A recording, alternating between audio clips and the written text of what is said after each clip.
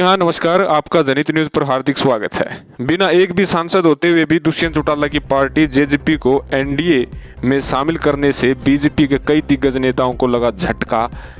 BJP में हरियाणा में much चुकी है उथल पुथल। जी हाँ, इस वक्त की बड़ी अपडेट है। ध्यान से इस वीडियो को शुरू से अंत तक देखिएगा, जानिएगा और कमेंट बॉक्स में अपनी राय भी दीजिएगा। जैसे कि आपको पता है कि हरियाणा में बीजेपी और जेजेपी का गठबंधन है। जेजेपी के पास मात्र 10 विधायक ही है। उनके पास न तो कोई लोकसभा सांसद न कोई राज्यसभा सांसद। हालांकि हरियाणा में भारतीय जनता पार्टी के कई दिग्गज नेताओं ने जेजेपी पार्टी को अलग करने की बात भी कही, गठबंधन तोड़ने की भी बात कही और इसके साथ साथ कई दिग्गज नेताओं ने यह भी कहा कि जेजेपी के साथ सरकार बनाने के लिए गठबंधन हुआ था, न कि चुनाव लड़ने के लिए। और लग भी रहा था कि भारतीय जनता पार्टी जेजेपी को tata bye bye good luck कभी भी कह सकती है।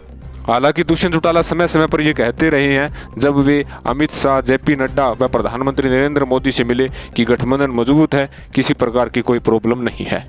अब कहीं ना कहीं एनडीए ने मीटिंग के लिए जेजेपी पार्टी को बुलावा भेजा और जेजेपी पार्टी को एनडीए में शामिल करने की बात कही। उससे कहीं ना कहीं हरियाणा के भारतीय जनता पार्टी को बड़ा झटका लगा है, क्योंकि समय समय पर खुद मुख्यमंत्री मनोहर लाल, ओम प्रकाश धनखड़, प्रदेश प्रभारी विप्लव कुमार देव, वीरेंद्र सिंह डोमरखा, सांसद विजेंद्र सिंह और इसके साथ साथ आपको बता दें कि सुभाष बराला, कैप्टन अभिमन्यु के साथ साथ कई दिग्गज नेता दुष्यंत चौटाला के खिलाफ मैदान में उतरे हुए थे।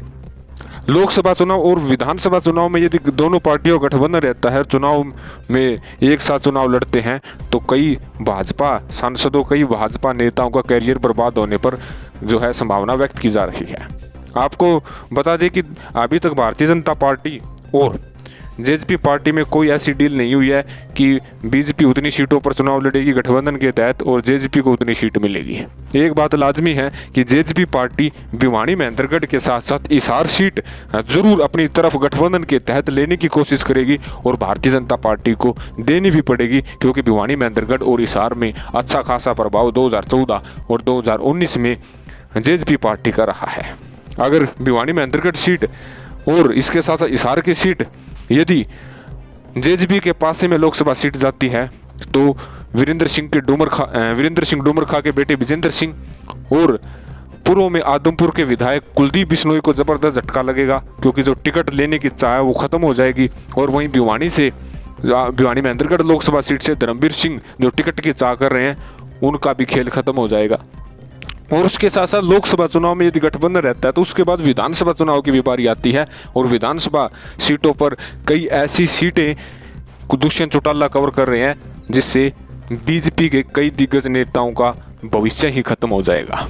चाहे कैप्टन अभिमन्यु हो, चाहे सुभाष बराला हो, चाहे फिर यदि हम बात करें उचाना से वीरेंद्र डोमरखा की पत्नी प्रेमलता हो, तो कहीं ना कहीं हरियाणा के बीजेपी नेताओं को अचंभित करने वाला जो है बीजेपी हाईकमान का फैसला है। जेजेपी को एनडीए में शामिल करने का जो न्योता, जो मीटिंग में शामिल होने का न्योता प्रस्तुत किया है, उससे कहीं ना कहीं हरियाणा की राजनीति में बड़ा, कह सकते कि बड़ा उलटफेर व्यक्त किया जा रहा है, क्योंकि उस समय एनडीए की मीटिंग में शामिल होने का न्योता दिया है, जिस समय हरियाणा में जेजेपी पार्टी को अलग करने की मुहिम खुद बीजेपी के नेता कर रहे थे। कहीं ना कहीं अब हरियाणा में दो भागों में जो है इलेक्शन हो सकता है। एक भाग एनडीए गठबंधन, जिसमें बीजेपी और जेजेपी शामिल हो सकती है, दूसरी तरफ कांग्रेस व अन्य विपक्षी पार्टियां।